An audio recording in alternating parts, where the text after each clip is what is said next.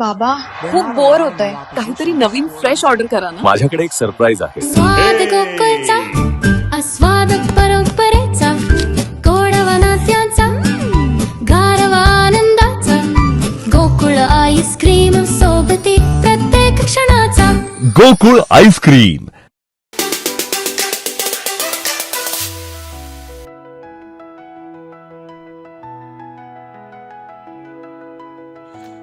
वाढदिवसानिमित्त मिळणाऱ्या शुभेच्छा या केवळ अभिनंदन नसून त्या अधिक जबाबदारीची जाणीव करून देणाऱ्या असतात. ही जबाबदारी समर्थपणे पार पाडण्यासाठी दैनंदिन कामकाजाच्या पलीकडे जाऊन काम करण्याची गरज आहे. सहकार अधिक समृद्ध करत त्याच्या माध्यमातून सिंधुदुर्ग जिल्ह्याचा सर्वांगीण विकास घडवून आणणं हेच आपलं ध्येय असल्याचं प्रतिपादन सिंधुदुर्ग जिल्हा मध्यवर्ती सहकारी बँकेचे अध्यक्ष मनीष दळवी यांनी आपल्या अभिष्टचिंतन सोहळ्याला उत्तर देताना केलं. सिंधुदुर्ग जिल्हा मध्यवर्ती सहकारी बँकेच्या वतीनं अध्यक्ष मनीष दळवी यांच्या 45व्या वाढदिवसानिमित्त बँकेच्या वतीनं जिल्हा बँक सभागृहात रविवार 2 ऑगस्ट रोजी आयोजित अभिष्टचिंतन सोहळ्यात ते बोलत होते.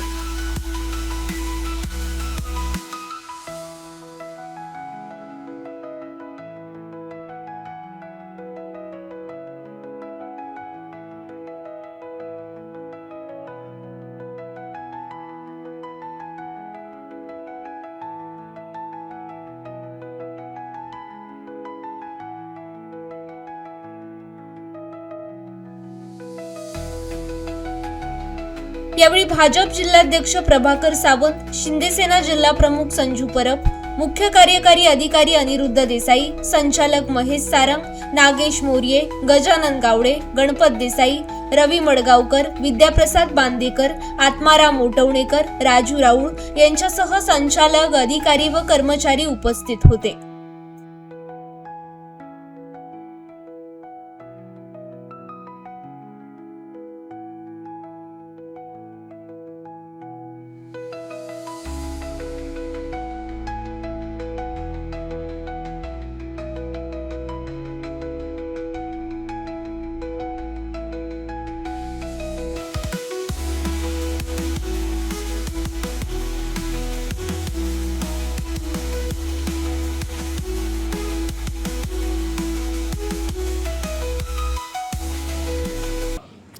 ते प्रवास होता आणि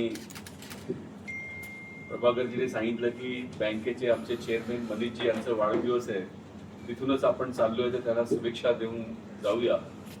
ज्यावेळी निवडणूक होती त्यावेळी मी TV मध्ये या बँकेत बद्दल ऐकलं होतं, बघितलं होतं आणि फार सुंदर वास्तू आहे असं त्यावेळी सांगण्यात आलं होतं. आपले नेते राणे साहेबांनी बँकेबद्दल माहिती दिली होती, पण आज प्रत्यक्षात जेव्हा बघितलं तर जसं ऐकलं होतं तशीच ही बँक बघितली. आणि मला जो 5 वर्षाचा अहवाल दिलाय, नॉर्मली बँकेचा अहवाल किंवा कोण पण हिशोब देतो तर असं देतो की कोणाला समजू नये, पण ग्राफिक्सचा वापर करून इतक्या सोप्या भाषेत बँकेचं अर्थव्यवहार समजवण्याचा आपण जे प्रयत्न या पुस्तिकेच्या माध्यमातून केलाय, मी खरंच ॲप्रिशिएट करतो. आणि 5 वर्षात कारोबार दुप्पट केलेला आहे, तर याच्यामध्ये मनीषजी तुमचं कौशल्य आहेच. आज तुमचा वाढदिवस आहे, तुम्ही स्वस्थ राहा, मस्त राहा, दीर्घायू व्हा अशी आई जगदंबे चरणी प्रार्थना करतो. आणि आजच्या या प्रसंगी आम्हाला सुद्धा सहभागी होता आलं, हे सुद्धा आनंदाची गोष्ट आहे. मी बोरिवलीचा आमदार आहे, एक सामान्य कार्यकर्ता आहे आणि सकाळपासून आलोय तर एक क्षणाचा उपयोग केला पाहिजे. आज या बँकेची जी भेट झाली, मला वाटतं ते सुद्धा एक स्मरणीय क्षण आहे. खूप शुभेच्छा, लाख लाख शुभेच्छा. यशवंत व्हा, कीर्तिवंत व्हा, बँक आणखी पुढे घेऊन जावा. तुमच्या सर्व सामाजिक जीवनासाठी खूप शुभेच्छा देतो आणि मला इथे आल्यावरती बोलायची संधी दिली त्याबद्दल पण आभार व्यक्त. आज एक सहकारातला कार्यकर्ता म्हणून आज आपण सर्वांनी शुभेच्छा देण्यासाठी मोठ्या संख्येने या ठिकाणी उपस्थिती दर्शवली आहे. खरं तर सहकारामध्ये वेळेला फार महत्त्व असतं आणि आजपर्यंत मी मागच्या या माझ्या अध्यक्षपदाच्या कारकिर्दीमध्ये ही गोष्ट आवर्जून पाहिली, म्हणून मी सुरुवातीलाच दिलगिरी व्यक्त करतो. आज ही वेळ मी पाळू शकलो नाही. आपण आज मोठ्या संख्येने या ठिकाणी उपस्थित झालात. सन्माननीय संदीप परब, सन्माननीय बँकेचे माझे सर्व सहकारी संचालक, या जिल्ह्याच्या कानाकोपऱ्यातून आलेले माझे सहकारातील राजकारणातील सर्व सहकारी, या जिल्हा बँकेतील सर्व अधिकारी, कर्मचारी आणि त्याचप्रमाणे माझे पत्रकार बंधू भगिनी, आपण ज्या ज्या काही शुभेच्छा दिलेल्या आहेत त्याच्यामुळे खरं तर पुढच्या कामाला एक ऊर्जा मिळते, त्याची मला जाणीव आहे. परंतु त्याच शुभेच्छांमुळे काही वेळा आपल्या जबाबदारीमध्ये वाढ होते असं पण मानणाऱ्यापैकी मी एक कार्यकर्ता आहे. कारण जेव्हा शुभेच्छा दिल्या जातात आणि अपेक्षा व्यक्त केल्या जातात त्यावेळी त्या अपेक्षा पूर्ण करण्यासाठीची आवश्यक ती मेहनत आणि ते सातत्य आपण सातत्याने ठेवणं आवश्यक असतं आणि ते ठेवण्यासाठी सातत्याने आम्ही प्रयत्न करतो. आदरणीय माझे नेते नारायणराव राणे साहेब यांनी मला नेहमीच जेव्हा जेव्हा काही सूचना केली आहे, मार्गदर्शन केलं आहे, तेव्हा त्यांनी प्रत्येक गोष्ट प्रत्येक वेळी आपल्याला समाजाच्या साठी ते पद कसं वापरता येईल आणि दैनंदिन कामकाजाच्या पलीकडे जाऊन विचार केला पाहिजे. दैनंदिन कामकाजाच्या पलीकडे जाऊन आपण दृष्टिकोन ठेवला पाहिजे, उद्दिष्ट ठेवलं पाहिजे आणि ते गाठण्यासाठी आपल्यासह आपल्या सोबतच्या लोकांना घेऊन जाण्याची एक भूमिका आपण सातत्याने निभावली पाहिजे. तरच त्याला खरं तर त्या संस्थेचा त्या भागाचं नेतृत्व असं म्हटलं जाईल. आणि म्हणून आम्ही सातत्याने मागची 5 वर्ष या जिल्हा बँकेच्या माध्यमातून या बँकेचा कर्ज व्यवहार ज्या पद्धतीने किंवा आर्थिक व्यवहार ज्या पद्धतीने आम्ही उलाढाल दुप्पट करण्याचा प्रयत्न केला. खरं तर जेव्हा दुप्पट म्हणतो हे म्हणणं सोपं आहे, परंतु 5 वर्षामध्ये जेव्हा आपल्याला ते करावं लागतं तेव्हा प्रत्येक वर्षी किमान 20% पेक्षा जास्त व्यवसायाची वृद्धी करावी लागते. आणि जेव्हा आपण आर्थिक पॅरामीटर्स बघतो, फायनान्शियल पॅरामीटर्स जे असतात, तिथे कुठेही कुठलीही मग ती कंपनी असो, कुठली संस्था असो किंवा कुठलीही यंत्रणा असो, त्याच्यामध्ये जेव्हा 15% पेक्षा जास्त ग्रोथ होते त्यावेळी ती कदाचित मॅनिप्युलेट केलेली ग्रोथ आहे की काय अशा अँगलने बघितलं जातं. परंतु सिंधुदुर्ग बँकेचा मागच्या सातत्याने हे का बघितलं जातं तर 12% ग्रोथ, 7% पासून 12% पर्यंतची ग्रोथ ही त्यातल्या त्यात नॉर्मल किंवा त्यातल्या त्यात जास्त एफर्ट्स घेतल्यानंतर 12%ची ग्रोथ ही कबूल केली जाते. परंतु आपल्या या जिल्हा बँकेच्या कारकिर्दीत आपण मागची 5 वर्ष सातत्याने 17%, 18%, काही वेळा 20% पर्यंत पोहोचत आलो. आणि म्हणून आज आपण व्यवहार हा दुपटीपर्यंत, नफा हा दुपटीपर्यंत, उत्पन्न हे दुपटीपर्यंत नेण्यामध्ये आपण यशस्वी झालो आहे. आणि म्हणून हे सगळं करण्यामध्ये खरं तर या बँकेच्या अधिकाऱ्यांचा आणि कर्मचाऱ्यांचा महत्वाचा हिस्सा आहे, वाटा आहे असं मी मानतो. कारण याच्यामध्ये आम्ही फक्त दिशा दिली, परंतु त्या दिशेने वाटचाल करण्याचं काम आणि तो वेग साधण्याचं काम खरं तर याच सगळ्या मंडळींनी केलंय. असं नाहीये की आम्ही 5 वर्षामध्ये कुठल्या तरी दुसऱ्या देशातनं यंत्रणा आणली आहे, दुसऱ्या भागातनं काही माणसं आणली आहेत आणि ते अधिकारी आणले आहेत ते काम करतायत, असं काही नाही. आणि वैशिष्ट्य असं आहे या संस्थेच्या सगळ्यात माझ्या सहकाऱ्यांचं की जी नवीन टेक्नॉलॉजी येईल ती स्वीकारण्याची भूमिका सातत्याने असते. कारण खरं तर आम्ही आज ज्या ज्या पद्धतीची नवीन टेक्नॉलॉजी मागच्या 5 वर्षात आणण्याचा प्रयत्न केला, अनेक वेळा असं काही अधिकारी बोलून पण दाखवलंय की अरे किती वेळा आपण नवीन टेक्नॉलॉजी आणतोय, परंतु ही टेक्नॉलॉजी आणल्यानंतर सुद्धा ती स्वीकारण्याची भूमिका आमच्या लोकांनी घेतली.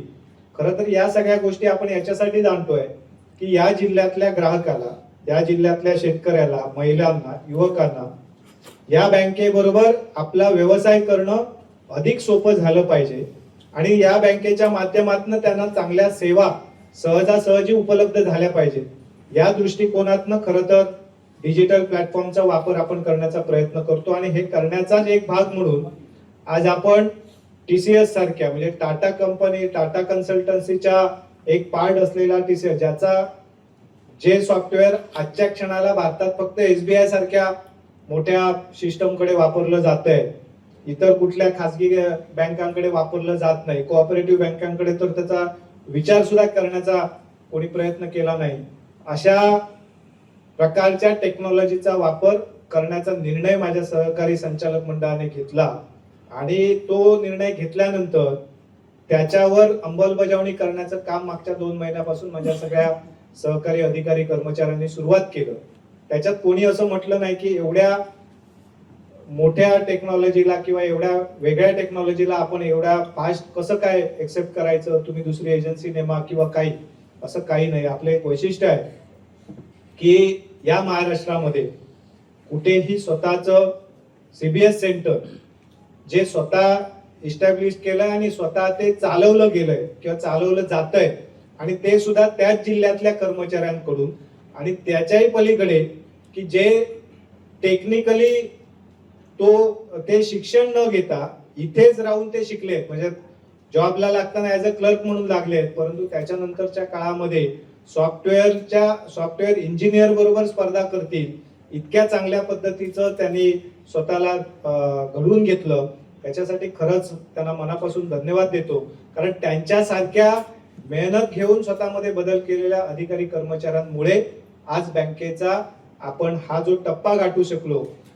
मंडळी की ज्यांनी या जिल्हा बँकेला दिशा दिली, ज्यांनी या जिल्हा बँकेची ओळख या महाराष्ट्रामध्ये करून दिली, आदरणीय ढोलम साहेबांसारखं नेतृत्व असेल किंवा आज ज्यांच्या नेतृत्वाखाली आपण काम करतोय ते आदरणीय नारायणराव राणे साहेब असतील, या सगळ्या मंडळींनी या संस्थेची ओळख महाराष्ट्रात देशात कशी वाढेल या दृष्टिकोनातून प्रयत्न केले. कारण आदरणीय राणे साहेबांनी MSME मिनिस्टर झाल्यानंतर आपल्याला अभिमान वाटेल असा एक निर्णय केला की आजपर्यंतच्या इतिहासामध्ये कुठल्या जिल्हा सहकारी बँकेला आपल्याला PMEGP किंवा CMEGP, PMJSY किंवा यासारख्या योजना ज्या आहेत, पंतप्रधान रोजगार निर्मिती कार्यक्रम, मुख्यमंत्री रोजगार निर्मिती कार्यक्रम, यासारख्या योजनांचा फायदा जिल्हा मध्यवर्ती सहकारी बँकेच्या माध्यमातून सर्वसामान्य माणसाला करता येत नव्हता.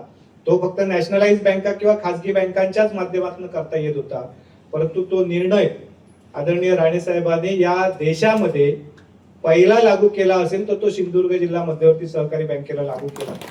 आणि आज त्यांनी तो निर्णय लागू केल्यानंतर पुढच्या 2 वर्षानंतर आज संपूर्ण देशभरामध्ये सगळ्या जिल्हा मध्यवर्ती सहकारी बँकांमध्ये हा निर्णय लागू झाला आणि त्याचा फायदा हा त्या जिल्ह्यातल्या युवकांना उद्योग व्यवसाय सुरू करण्यामध्ये मोठ्या प्रमाणामध्ये होतोय. सांगण्याचं तात्पर्य एवढंच आहे की जे काही बदल आपण करण्याचं धारिष्ट दाखवलंय, जसं नोकर भरतीच्या बाबतीमध्ये माझ्या सर्व संचालक महोदयांबरोबर संचालकांबरोबर मी संवाद केला आणि त्यांना सांगितलं की आपण काहीतरी अशा प्रकारचा निर्णय घेऊ की ज्याच्यामध्ये कधीच कोणी बोट दाखवता नाही आणि नोकर भरती प्रक्रिया ही इतकी पारदर्शक आणि स्पष्ट झाली पाहिजे की ज्याच्या माध्यमातून आपल्याला उच्च दर्जाचा कर्मचारी वर्ग त्या सगळ्यातनं जर मिळाला तर आपली संस्था किंवा बँक आणि त्याचं कारभार पुढे जाण्यामध्ये मोठा हातभार लागेल.